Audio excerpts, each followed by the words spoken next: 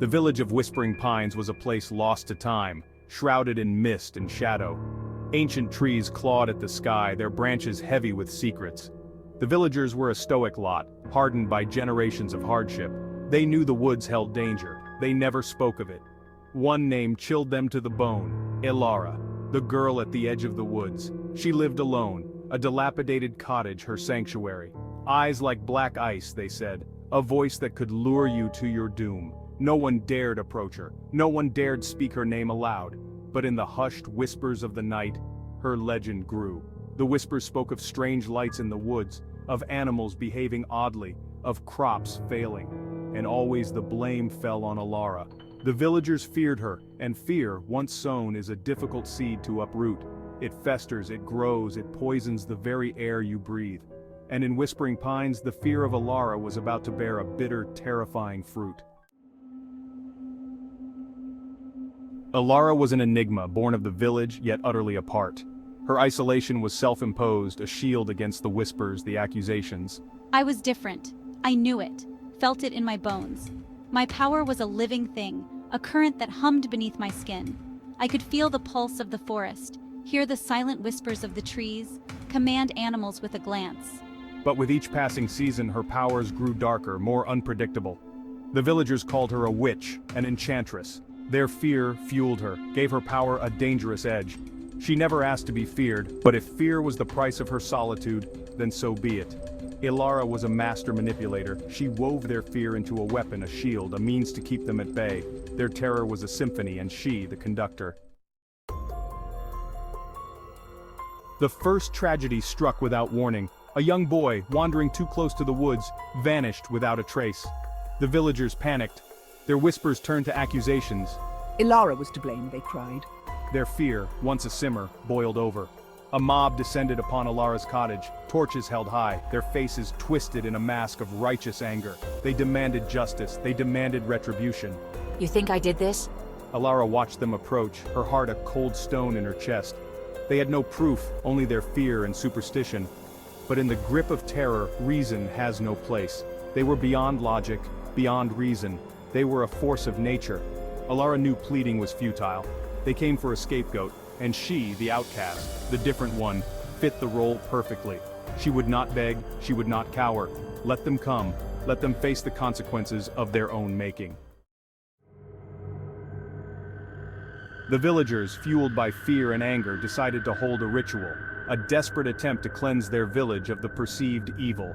They gathered in the heart of the village, a circle of flickering torches against the encroaching darkness. Their faces, etched with generations of hardship, now held a new terror. An old woman, her eyes glazed with fanaticism, led the ritual, her voice raspy and thin, cut through the night, chanting words of banishment, words of power. They called upon ancient forces, forces they didn't understand. Driven by desperation, they were blind to the potential consequences. They believed they were fighting darkness. They were, in fact, inviting it in. The air crackled with a strange energy. The wind picked up, swirling leaves and dust into a frenzy. The torches sputtered and hissed, casting grotesque shadows that danced to the rhythm of the chanting. A storm was brewing, and at the heart of it all was Elara, an unwitting catalyst to their undoing. Elara watched the spectacle from the wood's edge. Their fear was a tangible thing, a thick miasma that clung to the air. I can taste it, feel it prickle my skin. Part of me even pities them, their ignorance, their blind faith. A searing pain shot up her arm, a burning sensation. Looking down, she saw a mark appearing on her skin, a symbol glowing an eerie red. It's the symbol they are carving into their makeshift altar. A symbol of banishment, a symbol of sacrifice. Elara fell to her knees, overcome by the pain. Her vision blurred, the mark pulsed, a beacon in the darkness. S1, oh the pain. Narrator, the pain intensified. It felt like her very essence was being pulled, stretched thin like a thread about to snap. The wind howled, the trees thrashed, and the villagers, caught in the throes of their ritual, remained oblivious to the true horror unfolding. It's a connection, a conduit. They are trying to sever me from the very fabric of this world. And in doing so, they are about to unleash something far worse. The old woman leading the ritual called for an offering, a life to appease the ancient forces.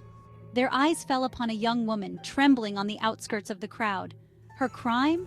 Daring to befriend me in our childhood. They dragged her to the center of the circle, her pleas for mercy drowned out by the chanting. Fear, raw and primal, emanated from her. They would not take another life, not if I can help it. The mark on her arm pulsed with agonizing pain, but Elara dug her nails into the earth, grounding herself. I won't let their fear consume me, won't let it turn me into the monster they believe me to be. Elara focused her will, channeling the energy coursing through her veins. The wind whipped around her, a physical manifestation of her power. The villagers, sensing the shift in the air, paused their chanting, a flicker of unease in their eyes. With a guttural scream, Elara unleashed her power. The ground beneath them trembled, trees groaned and swayed, their roots ripped from the earth. The ritual has backfired. The villagers, their torches extinguished, stumbled back in terror. Their fear, their blind hatred had unleashed something truly monstrous. The air crackles with raw energy. Shadows twist and writhe, taking on grotesque forms. The very forest seems to rise against them. The villagers scattered, their cries of terror swallowed by the howling wind.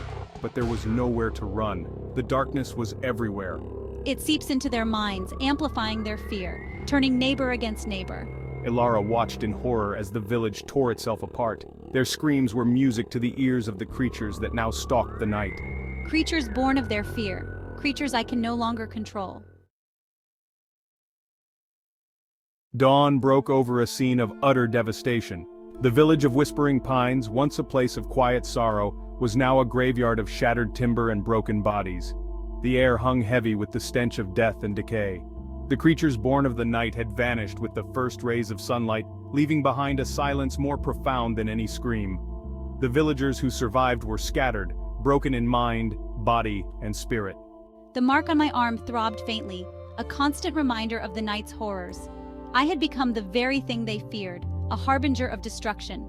The weight of their deaths pressed down on me, threatening to crush me. But there was a strange sense of detachment, a coldness that had settled deep within my soul. The village was gone, and with it, the last vestiges of my humanity. Elara retreated deeper into the woods, further away from the remnants of her past. She embraced the solitude, the silence. It was a balm to her wounded soul. She lived off the land, the forest, once her sanctuary, now her prison. She roamed the woods, a solitary figure haunted by the echoes of the past. The villagers' screams a constant refrain in her mind. The power within her had grown, darker, more potent. But it brought her no joy, only a chilling sense of isolation. I am alone, truly alone. The villagers' fear had become a self-fulfilling prophecy. They had created the monster they feared, and in doing so, they had condemned themselves and me to a solitary existence. The tale of Elara, the dark enchantress of the woods, spread far and wide. A cautionary tale whispered around campfires, a warning to those who would judge too quickly, to fear what they didn't understand.